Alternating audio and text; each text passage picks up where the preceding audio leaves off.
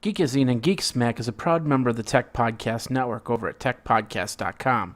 If it's tech, then it's here.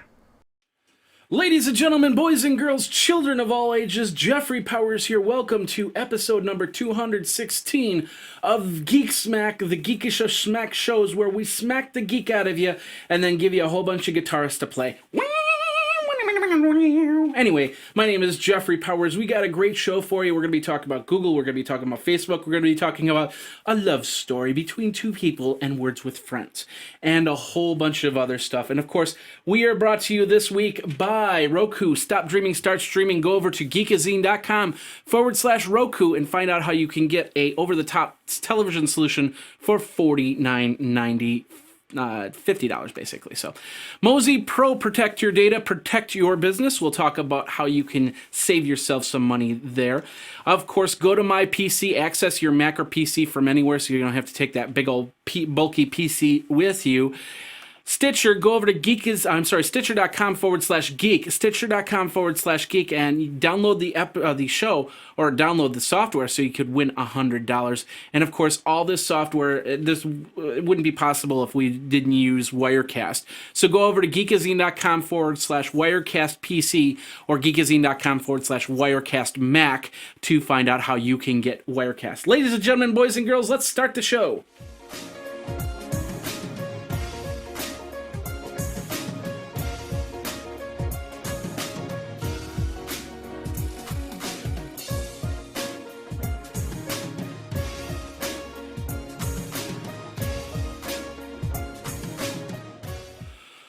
Ladies and gentlemen, boys and girls, children of all ages, my name is Jeffrey Powers. Welcome to the show that we call Geek Smack, the weekly smack out of geek that we smack to you just like the DOJ would smack to Google.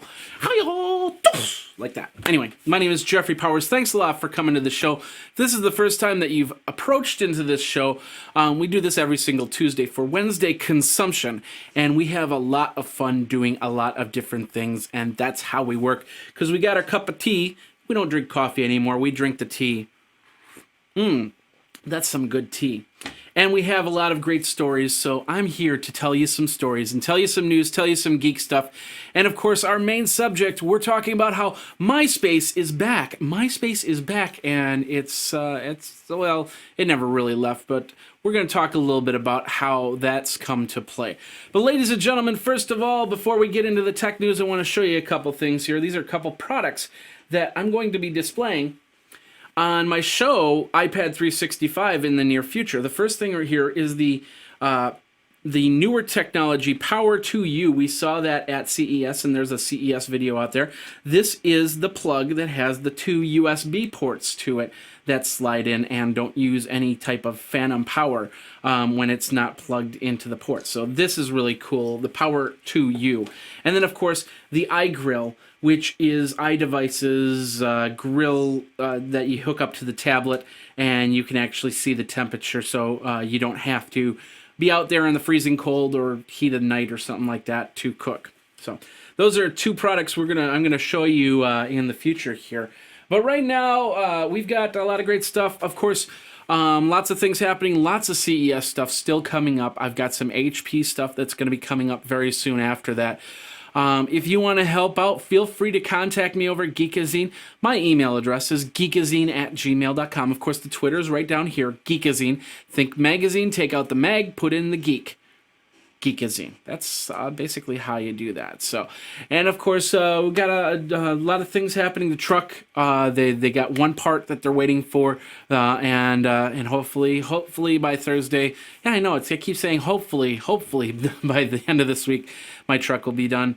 Yeah, it's been 2 months. 2 months since that truck went in the shop for electrical problems. So amazing stuff, and I've really, things have been hurting because I haven't had mode of transportation on a regular basis. So, and of course, like I said, when you create content like I do, you basically do something for somebody. You put in a bill and then you wait to get paid, and sometimes that that wait happens in 30 days. Sometimes it happens in 60 days. Sometimes it happens in a couple days, which is really nice. But some of these bills take a little bit longer to do. So, but I keep doing it because I know that eventually I'm going to get ahead of that schedule and I'm not going to have to worry about it. But right now is kind of one of those times where you're wondering what's going to happen there. You got trips to plan and stuff like that, and definitely trying to figure out where you're going to go and what you're going to do, especially with South by Southwest. I've told myself I'm going to South by Southwest this year. I'm going to South by Southwest this year. I'm going to South by Southwest this year. So hopefully some money will come in so I can do that. But if anything, if you want to donate to the show, we do have some donate buttons on there. Of course, you can PayPal to geekazine@gmail.com, PayPal at geekazine@gmail.com, and of course, that'll go from there. Any increment, if you want to give me $1 million, I'll take $1 million. Anyway, so with that said, and with this said, and with the other things said, let's get into your tech smack for today. Tech smack. And ladies and gentlemen, boys and girls, children of all ages, we have a very, very, very big palette of stuff. So we're going to bust through it like the Hulk busts through a wall. Brr, don, don, don, don. Anyway, you like the shirt? I found all my t-shirts, box of t-shirts and other clothes that I haven't worn in a while. And I think the reason why I just realized this is I got a small little hole right here in the shirt. So it's my belly button scratcher. So hopefully you don't see that hole. I'll suck it in. Now I'm buff. Now let's get into your tech smack for today. I'll tell you. We're the DOJ, and we approve the Google message. First article comes from PC Mag.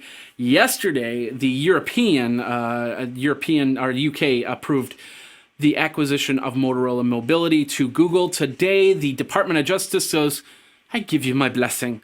I give you my blessing there. Go forward with the Android stuff. They approved it, but they basically said to Google, hey, if you start going after any company for patent issues, then we're going to have a problem with you. And now, the reason why that they put this merger together, basically because Motorola, it just made sense. But the other thing is so they could fight off any type of patent issue. So if Apple says, oh yeah, well, you've got this issue with this touch screen and this thing and that thing, Google can come back and say, well, look at all the patents that you're violating too.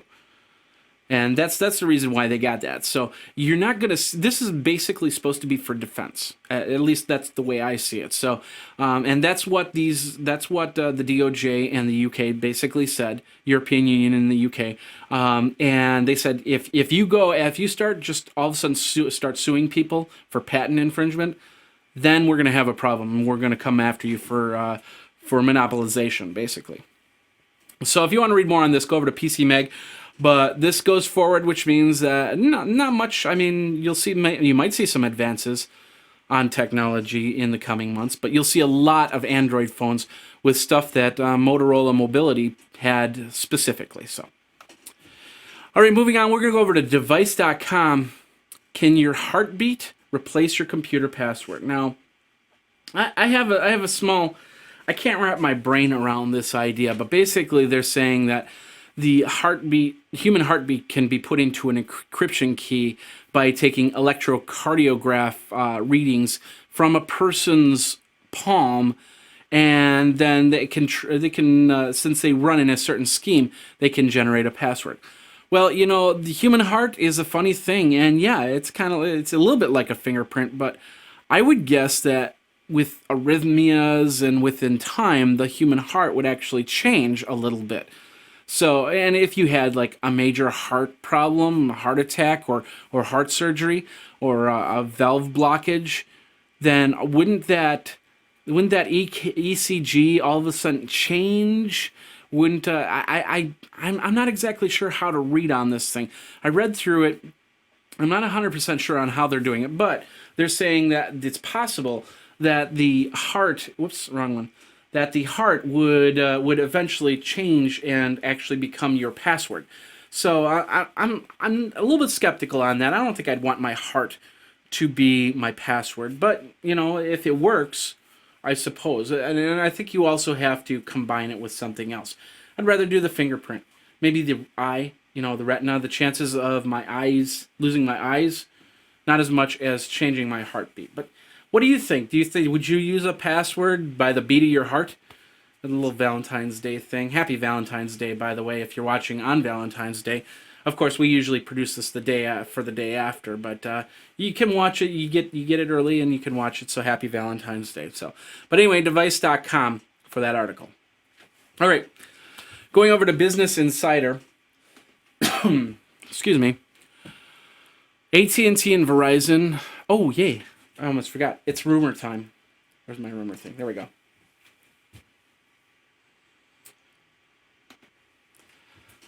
All right, so AT&T and Verizon, big announcement. They're saying March 7th. On iPad 365, I'm still saying February 29th until that date finally gets talked about. Now, if it is March 7th, the two things that they're going to, the two big rumors that are coming out of it is iPad's getting a smaller screen. There's going to be two versions. There's going to be a big one and a 7-inch version. And the other thing is that there's going to be a 4G iPad 3. And, of course, Verizon and AT&T will be there. No word from Sprint having a 4G, because it's 4G LTE, and I know that Sprint does have some LTE in their systems, but I don't know why they're not getting the iPad 3. Still, nonetheless, AT&T and Verizon will get the 4G LTE iPad 3. Hopefully, if it was Steve Jobs, I would guess that he would be really against that 4G version, simply because it'll probably suck up a lot of power, just like the 3G chip did in the iPhone many years ago. So we'll see what happens. I still think that you won't see 4G iPad 3s for a couple months afterwards. So you'll get the iPad 3 will come out in the Wi-Fi and 3G flavors, and then a 4G will come out about a month or two after. I'm guessing that's what's going to happen. I talk about this in iPad 365. Of course, you can see that. I think it was a week ago, last Friday. You can check out that episode there. But anyway, BusinessInsider.com to check out this article. Of course, we have all the show notes over at Geekazine, where you can subscribe to the show notes and get the show every single week. All right. NASA has shut down their last mainframe computer. It was called the IBM, well, it was an IBM Z9, and it was at Marshall Space Flight Center in Alabama, and it got shut down early in the month. It's finally getting it's finally going to be done. They're going to have no more mainframe computers. Of course, mainframe computers were the big things, the computers that filled the room many years ago. IBM's mainframe system in NASA is now gone. So if you want to read more on they're switching over to regular means, smartphones, tablets, and cloud computing, I suppose. PCMag.com for that article. Staying on PC Mag, we talk about Reddit. Reddit, of course, made some major changes, and they've been kind of under the gun because of some of their issues with certain pornographic posts and posts that kind of were on that legal line there. So they basically changed their policy, and they said, we've changed our policy because interpreting the vague and debated legal guidelines on a case-by-case basis has become a massive distraction and risks Reddit being pulled into a legal quagmire. That's what the Redditors wrote. So, a legal quagmire. No, we're not talking about the guy from Family Guy. We're talking about an issue, legal problems. They don't want to lose their website simply because of the fact that somebody talks about guns or talks about doing things with people that are illegal. We won't get into it too much because I don't want to get pulled from anybody simply because I said a flag word out there, and that's what can happen in this automated day and age. Your content can get pulled down simply because you say one thing. You know how last week we talked about Twitter and the guy that came from, I believe, was Ireland to the United States, and he said, "I'm going to destroy America." That was probably found through a keyword search, and that's how it got flagged. So if I'm talking about it and I say something very wrong in some country's keyword search flag, I lose that. I could lose that there, and then go from there. It just doesn't make sense. So you try and keep things on the up and up. I really don't. I'm a straight up kind of guy. I don't do anything bad. I don't think. So I don't know. What do you think? Do you think the automated world is getting us down, and we're gonna be figuring out what we're doing from here and how life is gonna work? And I don't have any words anymore. Anyway, tweet me at Geekazine, as that just disappeared. Geekazine at gmail.com. And of course, PC Mag for that article. All right, let's move from there. BBC is talking about MIT launching this fully automated course. So basically, Massachusetts Institute of Technology has put a course online. It's an electronics course, and it begins in March, and it will be a prototype, and basically it'll be fully automated, and it'll be free and online. So you can take the course, you get assessed automatically. There's little interaction. I'm assuming somebody that's going to record the videos to teach you. And then, of course, the homework, which you'll probably do online. And then even the certificate that you took the course will be handled online. So it's fully automated. They're testing it out. They're seeing how that goes. So this is going to be pretty interesting to see how that happens. So I might see if I can actually take that course, or if it's something where you got to be an MIT student to take it. But it's a free online course, and they're testing it out, and maybe all their courses, or a lot of their courses, will become fully automated after a while. So anyway, bbc.co.uk if you want to read more on that. All right, there is a bad email coming out there. So if you get an email saying that Mark Zuckerberg is giving away free iPads, you can throw away that email. He is not giving away free iPads. If he was giving away free iPads, he would not be emailing you. He'd be putting it on Facebook itself. And there'd be a lot of more news in that. So we got this off of noobie.com, noobie.com. You can check that out there. Going over to Crackberry, they got some images. Let's switch over here. Crackberry has got some images of the BlackBerry 10 OS, and you can check that out there over at crackberry.com.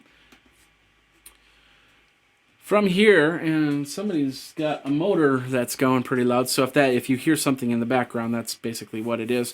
Going over to Apple Insider, Apple stock has hit $500, of course, in anticipation of the iPad 3. Steve Jobs winning a Grammy, the State of the Union address, Q2 sales being up. Can you say anything else on that? They just went through the Foxconn, and they just went through inspection. They're saying that it's doing well in the inspection. But, a lot of people are anticipating that this is going to hit $600 a share by the end of the year, if not more. And there's a lot of questions whether there's going to be a dividend or if there's going to be a stock split. And a lot of people, stock analysts, are saying dividend, which is something that Steve Jobs really didn't want to do, is give out dividends. So I really wish, back in 2001, I was looking at stocks, and yes, I did turn down Apple's stock at the time. And I am I kicking myself for it? A little bit. Maybe you were put in that same position, but, when it was $8 a share, I think it was, somewhere around $8 a share in 2001, $8 to $10. I know before 2001, 1999, 2000 was around $5 to $6 a share. I did a timeline, and of course I put the stock terms in that. So anyway, if you want to check out on that, go over to appleinsider.com. $500 a share. Congratulations, Apple. Hopefully you can keep that up. All right. HP has launched a new generation of self-sufficient servers. It's what they're calling their Gen 8 servers. I was part of a video conference call, or whatever you want to call that, that they talked about these. They are changing the way that it does power. They're getting rid of batteries. They're doing a whole bunch of really interesting stuff with the Generation 8 servers. And they're calling them self-sufficient servers. and they are expecting that these Gen 8 servers will come out in March. So for all you IT professionals out there, you might want to check this out. It's a part of their, their converged infrastructure initiative, which is basically make everything equal across the level. So if you are if you're a storage guy, if you're a virtualization guy, if you're whatever your specific IT role is, you're using the exact same software, you're doing the exact same thing. So if you do have to become the storage guy for a day, you don't completely lose it trying to figure out what's going on in the storage world. So anyway, if you want to check that out, go over to, we've got that over at arstechnica.com. All right, Cisco has made a prediction that mobile connections will hit 10 billion by 2016. They think that the tablet boom is going to be a big part in that. Right now, we've got about 1.3 billion mobile connections, whether it be through a smartphone or a tablet. So they're expecting that we're gonna 10 times that amount within the next 14 years. And they're saying 2014 we'll see 4.2. The spike will happen at 2015 at 6.9, and 20. I'm sorry, did I say 4? I meant 4 years. There's my thinking right offhand. So, but anyway, if you want to check that out, go over to Engadget.com. Pretty interesting stuff. And, it's not as just much tablets and smartphones as it is connecting your refrigerator, connecting your thermostat. We talked, we saw the Nest thermostat out there at CES. Being able to have smart homes, more mobile connections, other than your smartphone and your tablet, and like smart cameras and smart cars and stuff like that. That's all going to be mobile data. So check that out. Like I said, Engadget.com. All right. Over on Geekazine, I talk about this finally, last article of this part, and you can go over to Geekazine to check that out. Basically, Kodak on Thursday announced that their camera division is going to get shuttered, no pun intended. And of course, I got on the horn instantly, and I talked to Jennifer Sissy, who's the head of the blogging area at Kodak, and she said, yes, the ZI-12 Playful Dual was also going to become discontinued. So ladies and gentlemen, boys and girls, this is the camera that I used as a blogger, as a video content creator. I use the camera, and do I have one? No, I have one in the other room. But basically, these cameras, I went through a lot of videos with these cameras, and I see a lot of reporters, a lot of bloggers using these cameras, not to put them up on YouTube, although sometimes they do, but just to get video content.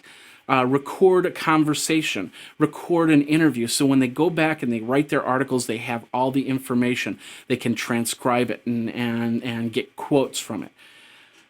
Last year we saw Cisco, and they dumped their flip camera, and everybody just kind of went up in arms on it. Kodak's doing the same thing. They're getting rid of their cameras and their digital video cameras. They're only going with printers and imaging kiosks, which of course they're making money. Of course, Kodak's also going to be in digital imaging, and, when you go to get an x-ray, chances are you're going to have Kodak stuff. When you get an ultrasound, chances are you're going to be using Kodak patented equipment. Kodak is not going to go the way of the dodo because they got their hands in many, many different pots. Any movie that you watch, chances are, especially movies from the 70s, 80s, 90s, it was run on Kodak film. And I'm guessing that they're getting some sort of kickback every time that movie gets played. So I don't know. I think that's where Kodak's going. I don't think that they're going to go away, but of course they got rid of their digital imaging. Something they've talked about doing before. Will it come back? There's always a possibility. As long as they're in bankruptcy, they're not going to do that, and they're gonna go from there. So anyway, go over to Geekazine.com. That was a little bit of gibberish I need to fix there. Anyway. This is actually the last article of the day. I added this last minute here. This is for all you Valentine's sweethearts hearts out there. Kyla Smith basically was on Words with Friends. She was playing against Charles Briggs, and this was back 6 or 8 months ago or something like that.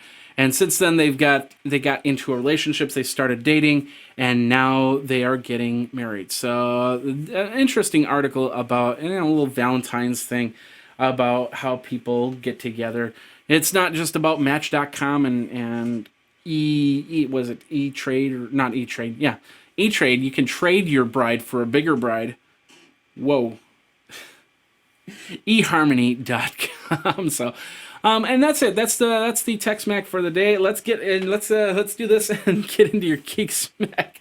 Of course, if you have any comments, Twitter me over at Geekazine or geekazine@gmail.com. We'll be right back with your Geek Smack.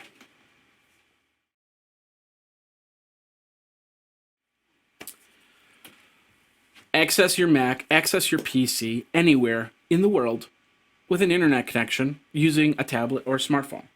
Now, ladies and gentlemen, if you've seen it, I did a video last week on how to use Go to My PC, on your tablet, even on your smartphone using 3G. I showed you how simple it was connecting up to the desktop. I used my desktop over there. I showed you that. You can check that video out over at Geekazine.com. But really, literally, iOS devices, Android devices, PC, Mac, it will connect up and it'll give you a desktop. So you don't have to take the computers. Like, for instance, I didn't take this laptop with me when I went to Vegas. I used my main desktop. I kept it on. I used Go to My PC, connected up via my Mac, connected up via my tablet, connected up via my smartphone, my iPhone. And I was able to get in and control files because I used my internet connection here as well. And I used it as a tool. Now you're saying, well, what does that do for me? Well, simply, not only do you save yourself from bringing another computer, but also I would spend money on getting those 4G cards because I needed the extra oomph so I could upload videos, so I could run a stream like the back channel stream. I didn't have to pay that, and the prices went up on those cards. I mean, they, like I said, they're about $8 a month or $8 a day at one time to rent a 4G card. Now they're up to $30 a day. MiFi cards, you buy them for $50 and you get like 200 megabytes. And then if you want like a 5 gigabyte or unlimited plan, there is no unlimited plan anymore. If you wanted a 5 gigabyte plan, you'd be paying $100 to $200 for the data just to transfer over there. I didn't have to pay that. I just use my internet connection at home. I pay my internet connection at home. I use it anyway. It's sitting there anyway, just being ready to use. So I did that. I used Go to My PC. I connected up to the machine at home, and I got my work done, and I used the internet connection. So it saved me time, saved me money, saved me hassle at the airports by not having to lug another computer. Many, many different reasons why, but I want you to try it for 30 days.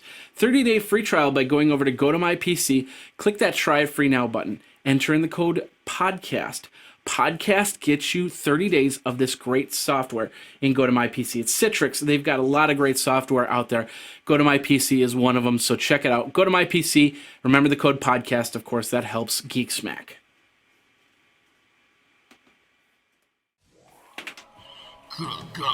Geek Smack. All right, ladies and gentlemen, boys and girls, children of all ages, welcome to the second half of Geek Smack, and we're running a little bit long on time, so I'm going to go through the Geek Smack very, very quick here. We're going to start over at device.com, and we're going to show you a little bit about the hoverboard. Basically, the hoverboard is back, and it's yours for a limited time. Basically, they're resurrecting the iconic vehicles, and Mattel is going to give you a hoverboard. I don't know if it's actually going to hover or not. It's just kind of maybe just a snowboard or something like that. I don't know. But they said that they can make hoverboards, I think. So at least conceptually.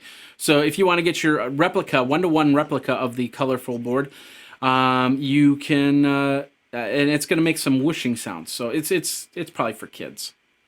So you can check that out over at device.com.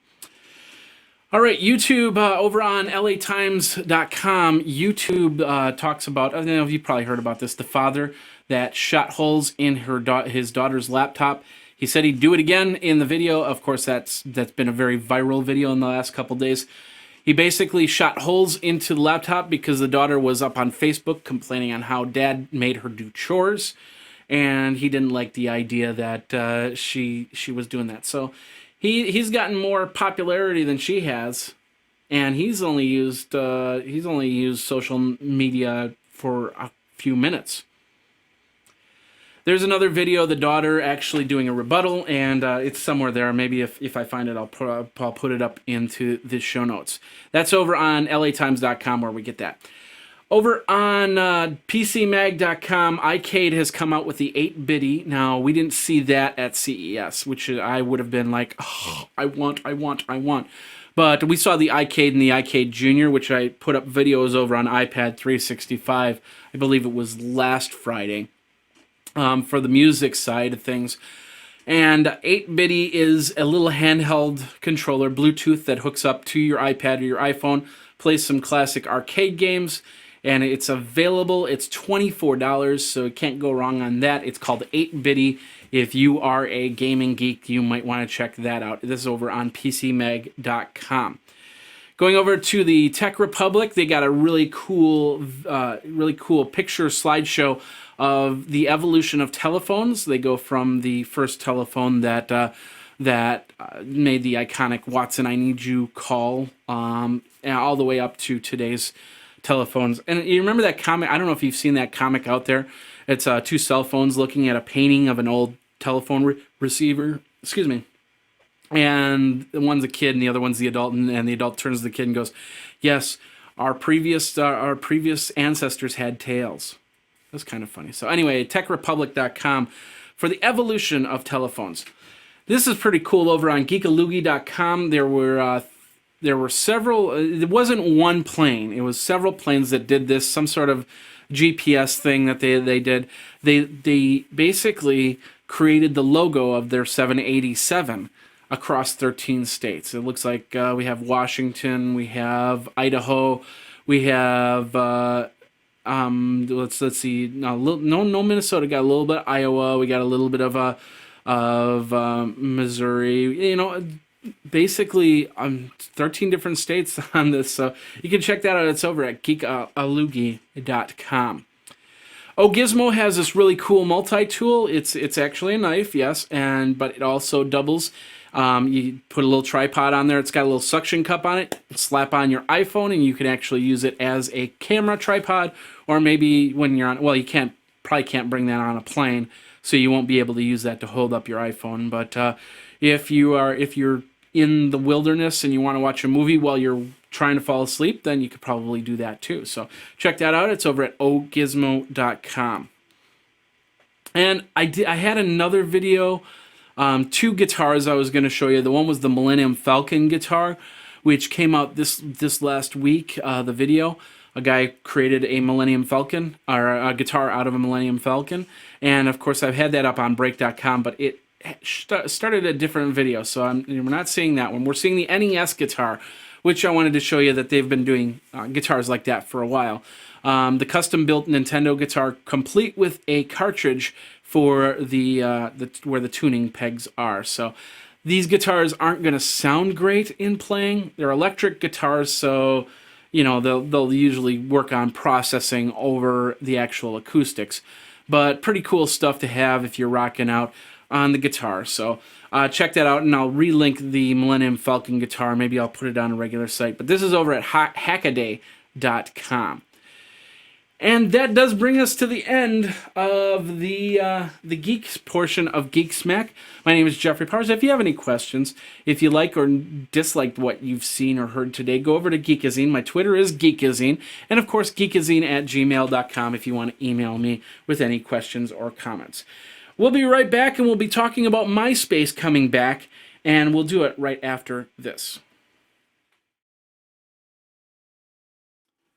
Ladies and gentlemen, you know it's your business and you want to protect your data, you want to protect your business, just like you'd want to get, good, competent people working for your business, just like you'd want to get good, competent companies that control and work with you to make things happen. So that's why you need a backup solution like Mozy Pro. And the reason why I say that is because backup solutions are just as important as a good employee.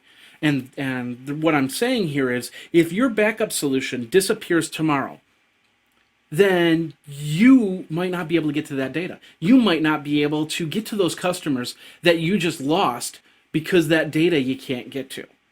And of course, you back up on site. If you're a business, especially a small to medium business, you should be backing up your data because you never know what's going to happen. Fire, flood, theft, earthquakes, anything could happen. Even a hard drive failure, because there's 140,000 hard drives that fail every single week. It's important that you back up your stuff and back it up off site because you never know what's going to happen on site, and that's a really scary thing if you can't get to your data. In fact, a lot of businesses go bankrupt because they cannot get to their data because they lost it in some way, shape, or form. You don't want to lose customers, just like you don't want to lose good employees. That's why you need a program like Mozy Pro. It backs up your data off-site, secure servers, high-grade encryption, could go on and on. You know the routine. It's got it all. And of course, they back up for other companies like, let's see, GE, Starwood Hotels, Subway, Accenture, Stanford University, Yale School of Management. There are a lot of reasons why you need to get Mozy Pro. Back up off-site so you can save yourself from any type of hard drive failure. And the best part is if you go through a major change, and let's say you go through the major change, let's say you're changing out a server, and all of a sudden something happens during that exchange of the server, and you're going, well, what happened to the data? Is it there? Is it not there? Yes, it's there because it's been backed up off-site to Mozy Pro. So I can connect up and I can bring it all back. And it does it for desktops, it does it for servers. And it's a great little program. This offer is expiring really, really quick, so you need to check this out. The number is 877-669-9776, 877-669-9776, or go to mozypro.com and use that code podcast15. Podcast15 is going to save you 15% off on that great low price. So protect your data, protect your business with Mozy Pro at mozypro.com.